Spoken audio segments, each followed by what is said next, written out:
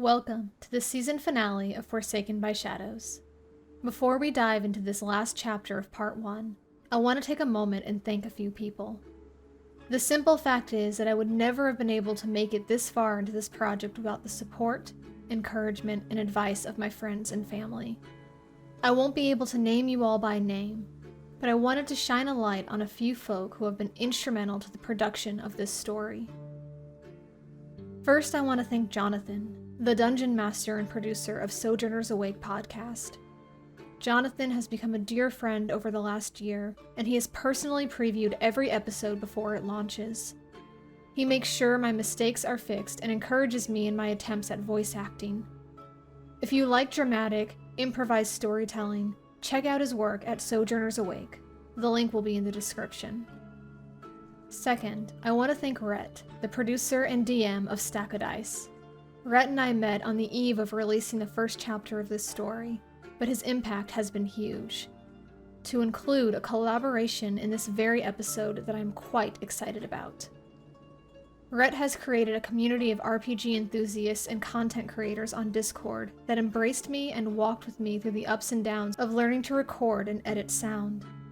His podcast, Stack of Dice, is a fantastic family-friendly playthrough of D&D set in a homebrewed world, along with interesting and creative world-building episodes that have challenged and inspired me as a writer. The folks that I have met through both Sojourners Awake and Stack of Dice have been some of the kindest, most creative people I've encountered. They were my first subscribers, my first fans, when this private project went public. They've written me kind notes and compliments on my work, and have helpfully pointed out typos that snuck through the editing process. Without these two podcasts sharing their platform with me, I would have been screaming into an echo chamber for a lot longer than I did. Another contributor I want to thank is Jack. Jack works as a video editor, and he took the time to advise me on how to create YouTube versions of this story. He previewed my early videos and has sent me the most thoughtful and analytical comments on the writing in the story. If any of you are writers, you know that nothing makes an author happier than people who take the time to think deeply about your characters. And finally, I want to thank you, my listeners. I never thought I would have listeners. I never thought this project would make it past a handful of friends. You make all the hours I have poured into bringing Rismyn and Mazira to life worth it. My heart's desire is for this story of redemption out of darkness to continue to bless and entertain you. Thank you from the bottom of my heart. One last thank you before we begin. To my husband, Michael, for all the love, support, and joy you have showered upon me each and every day. You gave me the push I needed to believe that I could do something more with my words. When I write about Rismyn falling in love with Mazira, it's easy to illustrate, because you fill my heart with the same enchanted feelings. Thank you for being my best friend. Okay, enough about that. Let's begin our story. Forsaken by Shadows, Part 1, Where the Stars Vanish. Chapter 15, The Meaning of Smiles. The last glow of Narbondel told Rismyn the hour was late, as he neared the end of his journey back to Tir Brek. The walk had been long and uneventful, but somehow more draining than the rest of the day's events. It took all his strength of will to summon the last dregs of his energy and levitate himself into the safety of the cavern ceiling. Rismyn never considered taking one last, long look at the city of his birth as he reached the illusionary stalactite. What was there to be sentimental over? He had hated everything about his life here, except Mazira. Since she was no longer here, his entire focus was forward to where she lay. Worry tempted his feet to rush onward, but exhaustion dragged him back. The now familiar stone passageways were as still and quiet as ever, which left him hopeful nothing terrible had happened while he was away. He would make his way to their refuge and find Mazira exactly where he had left her, under Torfane's stolen Pawafwi. Or perhaps he'd find something better. Perhaps he would return and Mazira would be awake, waiting for him, somehow knowing he was coming back for her. Yes, that would be best. Then his efforts today wouldn't have been wasted. Then he could lay his head down on her lap, like old times, and share with her the burdens eating away at his heart. Except that he wouldn't dare. If there was one thing his long isolation had done, it was to make him acutely aware of all the ways he had used her comfort unfairly. He'd leaned on her when she was already breaking and did nothing to lessen her strain. True, he'd shared his healing balm with her until Teloriel saw fit to give her more. He'd given her hugs when he came upon her bereft with tears, holding her without asking for songs in return. Mazira used to laugh and smile with him, even told him once that he made her life better. But were those words true? Or did she sense the hunger in his heart and feed the beast of his ego out of fear of what he would do if she didn't? Was it not Mazira who had taught him how to read expressions to his own advantage? She had shared with him every trick in her book to twist his siblings into doling out lesser punishments. Feigned misery, exaggerated deference. He'd watched Mazira employ them all. What made him think she had treated him any differently? Rismyn stared down at his hand, feeling the phantom sensation of the sting when he had struck her all those years ago. Mazira had been right to play him for a fool. He didn't deserve to have her care about his aches or concerns. Nor did she deserve to have to suffer through his revelations about the true meaning of love. Assuming he could even trust his heart to feel such pure and wonderful things. Had he offered her hugs and healing balm out of kindness? Or because he liked the way her body felt pressed against him? If he had truly loved her, why had it been so easy to raise his hand against her? Rismyn shuddered. No, he would never burden her with one-sided affection again, whatever the emotion truly was. He would return her to the surface and take her to her home. Then he would go find solace elsewhere, maybe learn to atone for the selfish life he had lived and the crimes of his race. He was only 25. Surely, in the centuries of life that stretched before him, he could find happiness somewhere. But Rismyn couldn't fathom happiness without Mazira. Peace, then. He could settle for peace without joy. At last, Rismyn reached the cave and, holding his breath, made his way through the narrow passage. He breathed only when he saw everything as he left it. Setting the packs down, Rismyn knelt beside Mazira, gently removing the fabric from over her face. She was as perfect and undisturbed as ever, breathing evenly and deeply. And no longer burning scarlet. Rismyn almost doubted what his infravision showed him. Instinctively, he traced a finger along her cheek, feeling for himself what his eyes told him to be true. Her fever had finally broken. Relief warmed his chilled soul like the rush of magic which heated Narbondel every new day. Feeling lighter than he believed possible, Rismyn cupped her cheek, marveling at the tiny miracle. Another improvement, another sign of hope, though his heart was growing weary of hope. He rose and went to one of the packs, rummaging until he found a water skin. He set it down in the crack so that it would catch the drippings of the spring. He didn't know how long it would take to fill, but hopefully it would be before his location was given to his mother. Then he returned to Mazira and slumped against the wall, the weight of his misery threatening to overwhelm him once more. Although Mazira was getting better, he was still tired, still alone, still bearing the guilt of killing a woman who may or may not have deserved it. Thinking was doing him no good at all. He needed to sleep. Things would seem better after he slept. Rismyn let out a deep breath and shut his eyes. "Please don't hate me," he whispered to the darkness, desperation stealing the words from his throat. "I had to do it. I'm so sorry." "Rismyn? Is that you?" Rismyn sucked in a breath. He must be truly exhausted, for he imagined Mazira had just answered him. But the hallucination was better than the weight in his soul, so he let it be.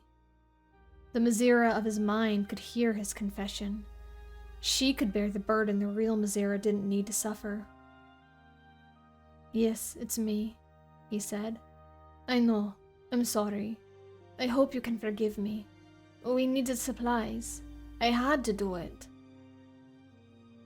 "I don't understand. What did you have to do? Where are we? What's happening?" Rismyn frowned, his eyes still shut. These weren't the things he imagined his imagined Mazira saying. He expected her immediate understanding and comfort.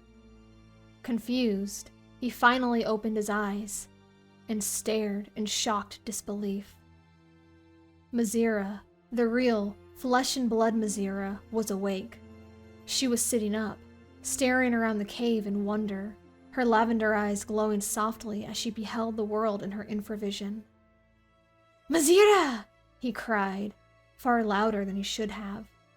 He fell forward onto his hands and knees, all exhaustion gone.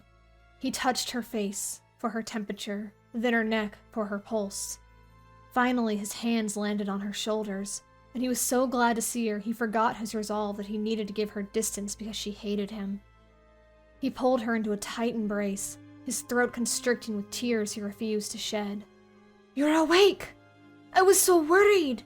How do you feel? Does anything hurt? Are you hungry? I have rations, But he trailed off as he realized that she hadn't returned his embrace. Images of their last meeting in the cleric room surged unbidden into his mind. Frantic, he released her and scrambled back. "I'm so sorry. I shouldn't have done that. It's just, He shook his head. Too many words. He was chattering too many words. "I'm sorry. How do you feel?" Mazira stared at him, almost as white as when she had lost all her blood. There was a slight tremble in her bones. This was all going wrong. He'd only had 20 seconds with her, and already he had hurt her. Would he ever learn? When she finally spoke, her words shook. "How?" she began. She clutched the pawafwi in her hands as if she would shred it. "How do you know my name?" Rismyn's whole body burned. He had called out her name on instinct. For the moment he learned it, he had ceased to think of her as Kitty. "You told it to me," he said slowly. "Right before... Don't you remember?" Mazira shook her head, stricken. "I'm sorry," he said. He should have known it had been a mistake. She had been on the brink of death, after all. I won't use it if you don't want me to. But you're going to have to tell me what you want me to call you, because now that I know, I am never calling you by his name again." Mazira looked down at her hands. "I swore I would never give my name away," she breathed, and he wasn't entirely sure she was speaking to him.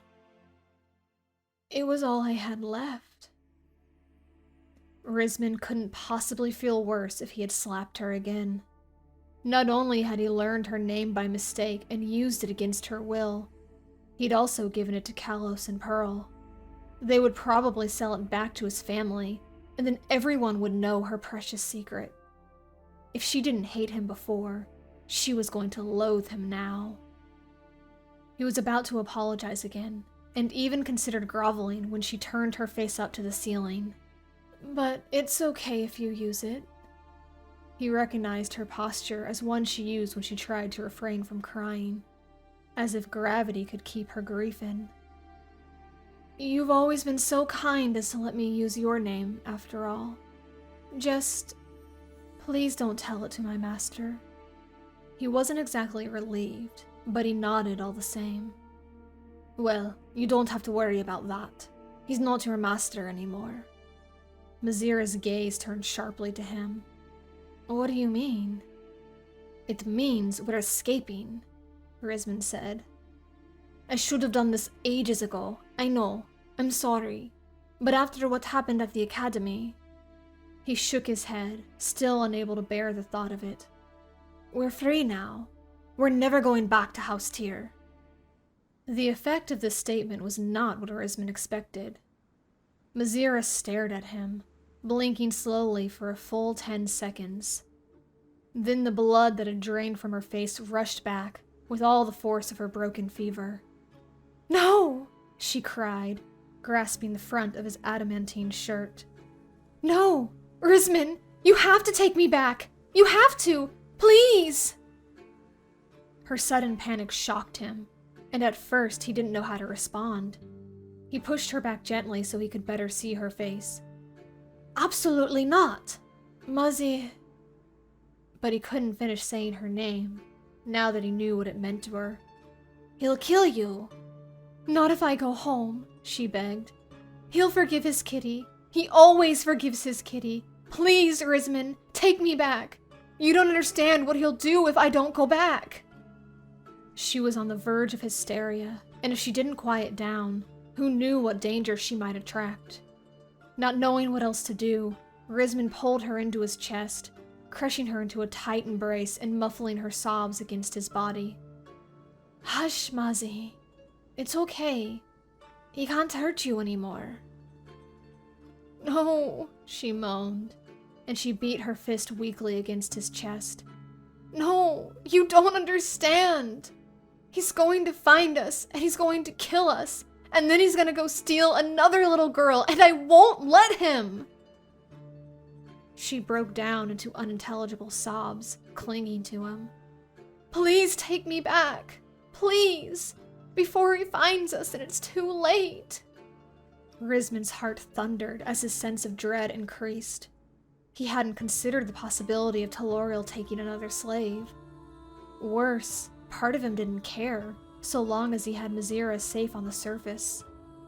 But he knew that was wrong, and once more his selfishness cut him. His jaw tightened as he tried not to hate himself. There was no time for self-pity. Mazira needed him. "That's not going to happen," Rismyn said, stroking her hair. "I won't let it happen. I'll find him, and I'll kill him. Then you'll be safe, and every little girl on the surface will be safe forever. Do you hear me? You're free, Mazzy." Why did he so badly want to say her name? He shook his head. "And I am taking you back to where you belong. I'm going to protect you." But Mazira only cried harder. "I don't believe you," she whimpered, going slack in his arms and burying her face into his shoulder. "Why?" she choked out, in between hitching breaths. "Why did you take me away?" Her grip on his shirt tightened. "Why did you leave me?" Rismyn never knew words could cut so deeply. He wasn't sure which stunned him more, her complete and total rejection of the opportunity at freedom, or her accusation of abandonment. She sounded so helpless, so pitiful. It tore his heart in ways that felt physical. "I had to take you away," he said, and he heard the desperation in his voice. He needed her to understand. "You would have... They were going to let you..." But he still couldn't say it. What if he were just dreaming, and saying the words would make her fragility all the more real again? No, he would not say it. So he addressed her second concern. "As for leaving, I wasn't gone long. I had to get supplies or we would die out here." "No." She shook her head. Or at least tried to. With her face still pressed into his shoulder, she only accomplished smearing her tears further into his armor. "Not now. Why did you leave me then?" And finally, Rismyn understood. She had no recollection that he had left her in the cave for a day. She was referring to when he left her for Melee Mag there. And of all the wrongs he had done to Mazira, he knew that this sin was the worst. He had left her alone in that house of monsters, consigned her to misery and pain. It didn't matter that he was just doing as he was told, following his mother's orders. That was no excuse. He knew what sort of life Mazira was living. He had had a choice. He knew that now. And all his life he had been making the wrong choices. What was left of his heart dissolved. Rismyn held her tighter, if it were possible. He didn't know what else to say or do, as his guilt and shame condemned him to silence. So he just held her while she sobbed, stroking her hair and murmuring encouraging refrains that he didn't believe himself. How could he make her pain go away? How could he atone for 14 years of abuse and neglect? And that was just his lot to pay. That didn't take into account the ledger of his brother, his mother, and his sisters, the debt for which he was determined to make up. Mercy, she deserved so much better than him. But until he got her to the surface, he was all she had. There must be something he could do for her. As children, he would offer her hugs, because she taught him that hugs made things better. They always made him feel better. But he was already holding her with all that he had, and still, her tears never wavered. There had to be some way to ease her suffering the way she had always eased his. Wait, that was it. The answer struck him like a candle igniting, and made him wince in the very same way. Hugs were not the only thing Mazira had taught him to appreciate. From the very beginning, he had gone to her craving one thing. That one thing led to all the other things, until he was captivated by everything that made Mazira Mazira. But it was that one thing that started it all, that shed the first tendrils of light onto his bleak existence. The only problem was, he didn't know how to utilize the tool. He'd never tried before, and they certainly didn't teach him the skill at Melee Magthair. Bone monsters and necromancers he could handle, but this sent shivers all down his spine. But then, Mazira was shivering. Shuddering, really, as some invention of her mind welled out beneath her lashes. What was wrong with him? Was he always going to be this selfish? No. He was tired of living for himself. So with a tremulous breath, he did what he always believed would be the death of him. He started to sing. Home is the heart of my love, though the road be long and weary, and the journey ever dreary, my soul will find warmth and fire in the heartstone of my dearest smile.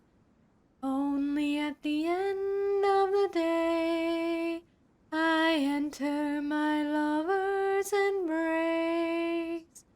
I will always come home. I will always come home. The moment he began the song, Mazira went stiff in his arms. He only made it through the first verse before his courage failed him. The common words tasted strange on his tongue, and he didn't like the sound of his own voice as much as he liked Mazira's. Her sudden silence, though that was the whole purpose of his singing, had the opposite effect on him than he intended.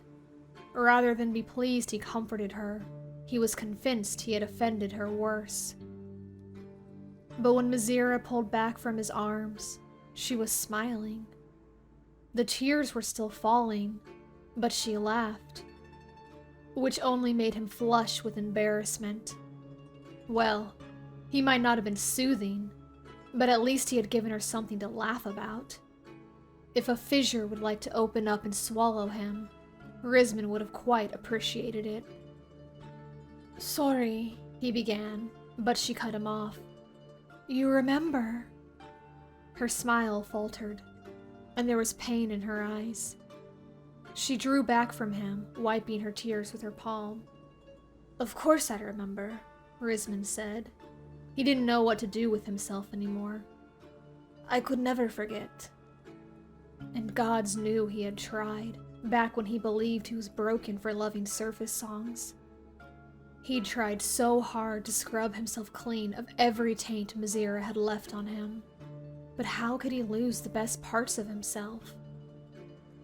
Mazira made a sound like she was in pain, and he saw her eyes glisten again. "No, no, don't cry," he said, distressed. "I'm sorry, But she held up a hand to stop his torrent of words. "It's not your fault. It's just been so long since I've cried. I think my body is making up for lost time." "Really?" Rismyn asked, feeling a smattering of hope. If she truly hadn't cried in a long time, then that was a good thing, right? It meant her time alone in House Tyr wasn't as bad as he imagined it must have been. I'd say it's probably been years. I haven't cried since." She looked up at him suddenly, fear flitting across her eyes. Then her gaze dropped into her lap and she said no more. Rismyn flinched. Hope must be a thing with moth wings, fluttering and fragile. Her silent accusation hung heavy and taut between them, shredding through his hope before it could soar too high. He understood her perfectly. Mazira hadn't cried since he last made her cry. In all his fantasies and mad ravings of how that afternoon in the ritual room concluded, none of them had ever considered Mazira alone, crying after she had mocked him so fiercely. Beholding her now, her face crisscrossed with hot tear lines, he wondered how he could have ever invented any other tale. And now here they were again, alone together for the first time in 5 years. And Rismyn was still making her cry. "Mazi." He leaned forward as though to take her hands, but hesitated. Mazira jerked her hands away, a motion she tried to cover by wiping her eyes again. But he wasn't fooled. Shame burned in his gut like a pit of acid. He took his own hands back, fidgeting with them. He didn't know what to say or do to communicate how awful he felt, how sorry he was. Faltering, he ran his rejected hands through his hair. He wasn't used to it falling into his eyes just yet. "What happened that day?" he began, hoping the darkness would supply his words. "I was wrong. More than wrong. An idiot. I looked for you, to tell you how sorry I was. I still am. But I couldn't find you.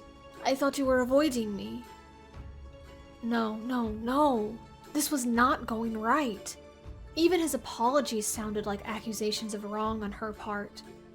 Weak excuses for his behavior, a pleading in his words for her to absolve him of all guilt. Desperate, he surged on, throwing more words at her as if that would solve the problem of too many words.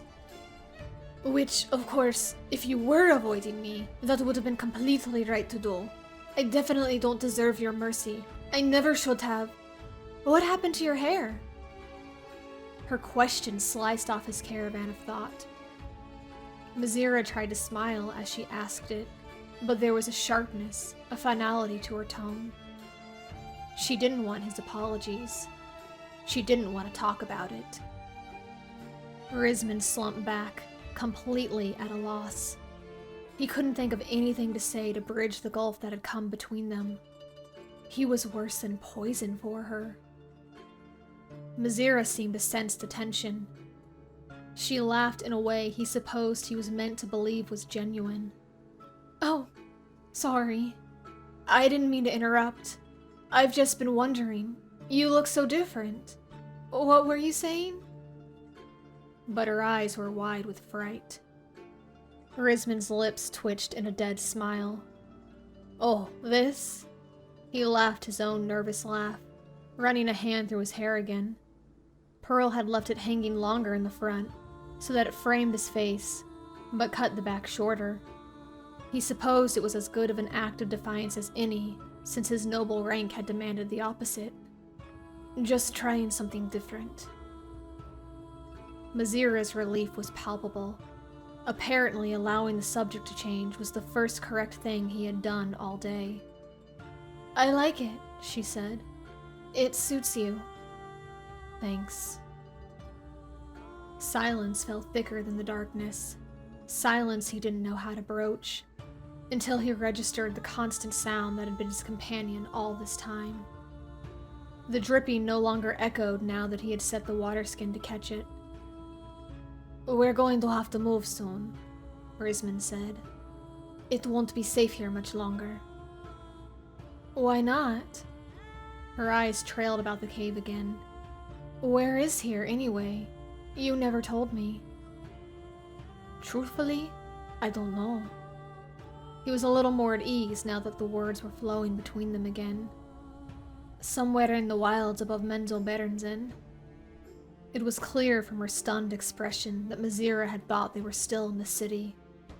The color drained from her face again, and for one terrible moment, Rismyn feared she would burst back into tears. Instead, her jaw set in grim determination. "How did we get here?" Rismyn blinked. The memories of how they arrived in this small refuge were still vivid and painful to him. "I carried you here. After... What do you remember?" Mazira tilted her head aside, considering. "I don't know. Let's see." She put a hand to her brow. "I remember feeding Mistress Mindra's spider. And then I remember Master Taloriel," Rismyn corrected sharply. She flinched, and Rismyn's shoulders fell. "Use his name," he said, more gently. "He doesn't own you anymore." "And then I was summoned." But she didn't correct her previous statement. "I remember walking through the city, and going to Melee Magthair, and..." She hesitated. "And seeing you in the class." So she had noticed him. His heart warmed ever so slightly. Mazira eyed him more closely. "Your hair was still long." "Yeah," he laughed. "It's a recent change. From today, actually." He could see a question in her eyes, but rather than ask whatever it was, she moved on recounting her memories. "I remember the other one, too. The one who grabbed me." Drayder, she meant. Rismyn wouldn't have minded if she'd forgotten that detail. He could feel his expression darkening as she said it. "And then..." she frowned. "I remember being afraid. And I remember you were angry." She shook her head. "And then I woke up here." "That's all?" he asked, incredulous. Mazira blushed. "Well, that and the dream." "Dream?" "Yes." She looked like she regretted mentioning it. "It's nothing. Just a strange dream." But he could tell by the way her eyes shifted that it bothered her. "What was it about?" Rismyn asked. He wasn't exactly eager to fill in the gaps in her memory. It had been terrible enough for him to live through. She didn't need to know. Mazira looked like she wanted to hold onto the threads of the previous subject, but she relented. "I was a child again," she began. "Playing in a meadow. That's a big, flat area of land surrounded by a forest." "I'd remember." He settled back as she spoke. She had told him of mountains and fields, valleys and the ocean. He remembered all of it, every detail. Mazira nodded. "It was nighttime, and all the forest around me was in pitch-black shadow. A shadow I couldn't see through. The moon was lighting up the meadow, but it wasn't the moon at the same time." "What was it?" he asked, to prove that he was listening. She had taught him the storytellers in her traveling village expected the audience to ask questions. It kept them engaged in the moment. "It was..." She frowned as the memory eluded her. "Yes, that was it. There was a cat sitting in one of the trees. A great big cat, but not like the beasts in Menzoberranzan. Do you remember what I told you about house cats? Rismyn nodded. They were small and kept as companions. It was the creature Teloriel had named her after. Right. She almost seemed pleased, and for that he was glad he asked her to tell the story of her dream. Well, this cat was as big as me, and her eyes shone like moonlight, and everywhere the cat looked I had light to see by. She paused, looking thoughtful, before shaking her head as if clearing a thought away. Anyway, I was playing with my dolly, the one Mama made me out of the dress I had when I was a little girl. She stared up at the cavern ceiling. Then there were monsters in the forest. I could hear them snarling and howling. I knew they were coming for me. Rismyn began to grow concerned. Maybe it wasn't a good idea to ask her about this dream after all. That sounds like it was a nightmare. But Mazira shook her head. No, it wasn't. I was never afraid because somehow I knew as long as I stayed in the cat's gaze, I would be safe. So I kept on playing. Oh, Rismyn said. He was trying to visualize what she was describing, but the only forests he knew of were mushroom groves, and the only cats were vicious monsters. Moonlight, he supposed, flickered like candlelight. He knew of play and dollies because Ashlera, just a few years younger than he, had been permitted such joys. Girls had that privilege in Menzoberranzan. Rismyn had been careful to keep all his childhood games in his head. There was more, Mazira went on. While I was playing, a little wolf cub came limping into the meadow. And then I was frightened because he was one of the monsters, but he was injured and frightened too. This was easier to visualize. Rismyn had seen wolves, albeit from a distance. Bloodthirsty, savage things that were kept as pets. They were often starved to the point of death, then let loose into confined spaces with unfortunate slaves. At least, that was what his classmates told him. Suddenly, Rismyn realized his mind was wandering, and he missed Mazira's next words. Chastened, he turned his attention back to her story just in time to hear her say, I tried to feed him sunlight. What? He asked, confused by the sentence. I know it doesn't make sense, she shrugged, but I tried anyway. I cut my hands together and held the light to his nose, but the cub refused it. But I knew he needed to eat it, or he would get worse and worse. So I turned the sunlight into little berries. Sunberries, I called them. Rismyn went very, very still. What? Mazira pressed on, not noticing his change in demeanor. I took the sunlight and formed it into little golden berries, and I fed them to him, and his wounds got better. Then I was hungry too, so I ate as well, and we played together in the meadow, and every time we got hungry, I made more berries. Now Rismyn was openly staring. It was impossible. Surely she didn't make the sunberries. She was unconscious, helpless. She must have just been influenced by his feeding them to her, although he distinctly remembered that he never said his name for the fruit out loud. But Mazira was still talking. And then one day I couldn't make any more berries. Then the wolf cub went off to find food, and I was scared for him. And I pleaded with the cat to watch after him because he was going back into the den of monsters. For a long time, the cat didn't move. She just watched me with her moon eyes. Then, suddenly, she leaped into the night, and I woke up. Mazira glanced at him expectantly, waiting for some kind of response. Rismyn didn't say anything. It was just a dream, he told himself. Just a strange dream influenced by the things that happened around her. She must not have been so deeply unconscious as he thought. But even as he thought it, he found he didn't believe it. Mazira shifted self-consciously, Rismyn, are you okay? It was just a dream. You look like you've seen a ghost. Rismyn shook his head, still in disbelief. No, not a ghost, but maybe a god. She straightened, clearly shocked by his words. What are you talking about? Those sunberries. Muzzy, I think you saved our lives. She laughed a little, because what else could one do in the face of such irrational explanations? It was only a dream. Was it? He leaned forward in earnest. While you were just dreaming, I was surviving on miraculous sunberries here, in the waking world.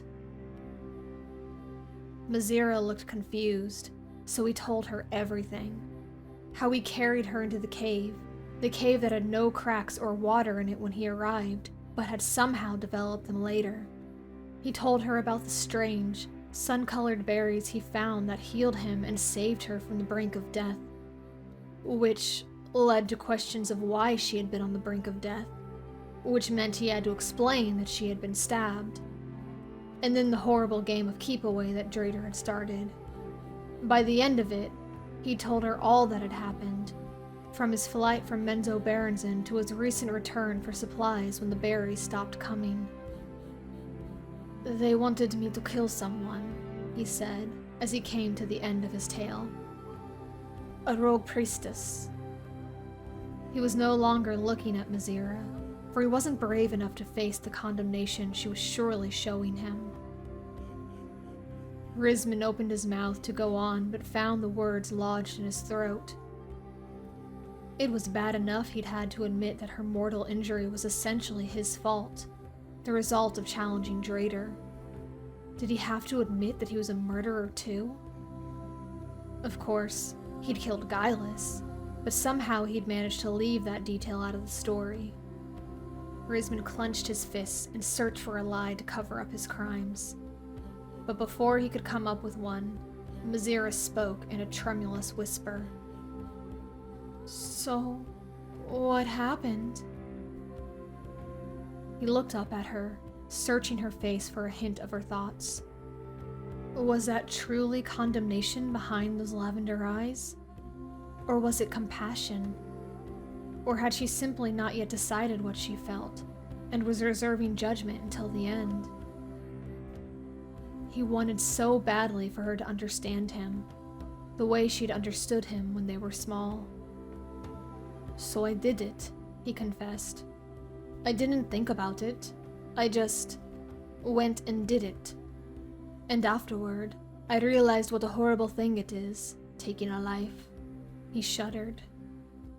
But I didn't feel that way when I killed Guileless after he hurt you, so I guess I'm not so pure after all. Mazira's eyes widened in surprise, and possibly fear. Then, to his absolute shame, her eyes welled with tears. Oh, Rismyn, I'm so sorry. Which was not the response he expected. What? Why? What you've had to go through. She scrubbed the tears from her eyes. What an awful ordeal. I'm so sorry. She looked away. You've done all this for me. You've thrown away everything you've ever wanted. I've been such a terrible burden to you. If you just take me back... Mazira, no! His tone was so forceful that she flinched and drew back from him. But Rismyn was too furious with her words to notice he had frightened her. He sat up straighter, facing her directly. Don't you get it? I didn't throw anything away. For the first time in my life, I've done something worthwhile. But I'm not worth... Yes, you are, he insisted. And nothing you say will convince me otherwise. I've spent my whole life living as an arrow in my mother's quiver. Just a mindless tool, sharp and pointed and disposable. Well, I won't play her games for her anymore. I won't be a tool for anyone's games. I'm never going back to the drow way of life, and I'll be dead before I let you go back. Do you understand? Mazira was trembling. But my master... Taloriel! He corrected again, seething. I know you're afraid. Well, I'm afraid too. But didn't you hear me? Didn't you hear yourself? You were saved! She only gaped at him, and Rismyn didn't know if it was confusion or disbelief, so he continued to explain himself. I know what a mortal wound looks like, he said. I've learned to give them and I've learned to spot them. You should be dead, Mazi. He shuddered again when he remembered how cold and pale she had been. I suspected it was a miracle you survived, but you confirmed it with your dream.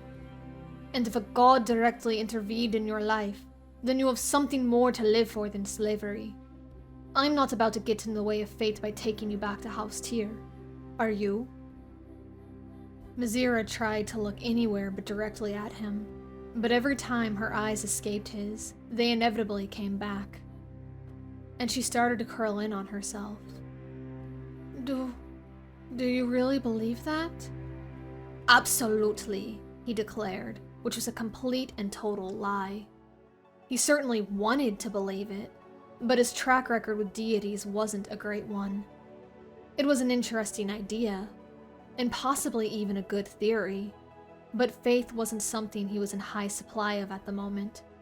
Still, it made an impressive speech, and if it convinced her to cooperate with their escape, all the better for it.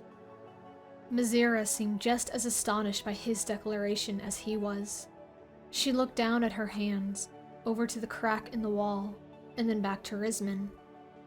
He said nothing while she absorbed the words and processed them.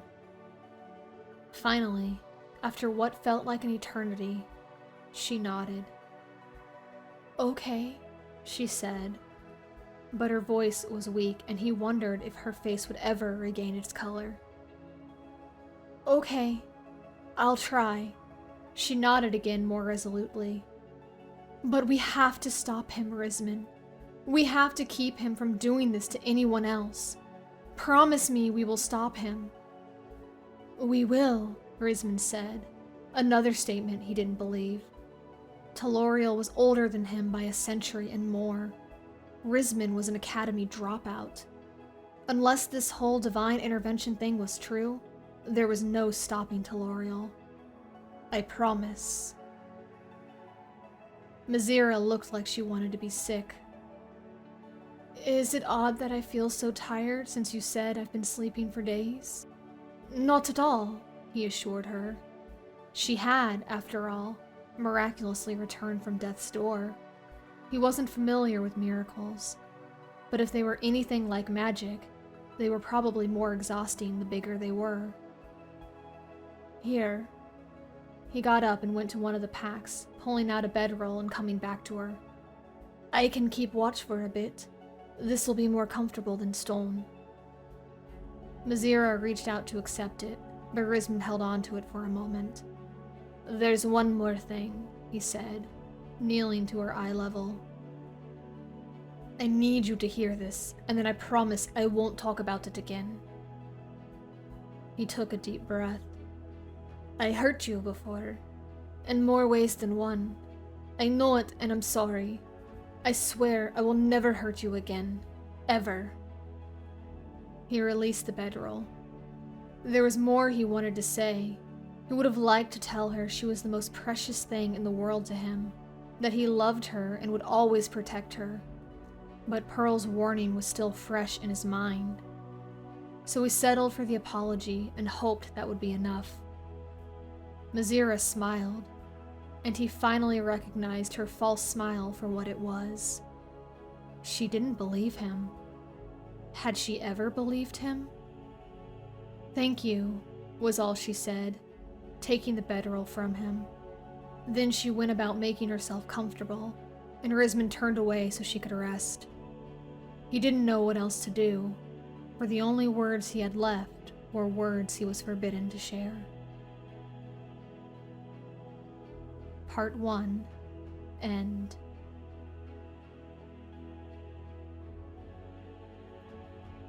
Thank you for listening to this first season of Forsaken by Shadows.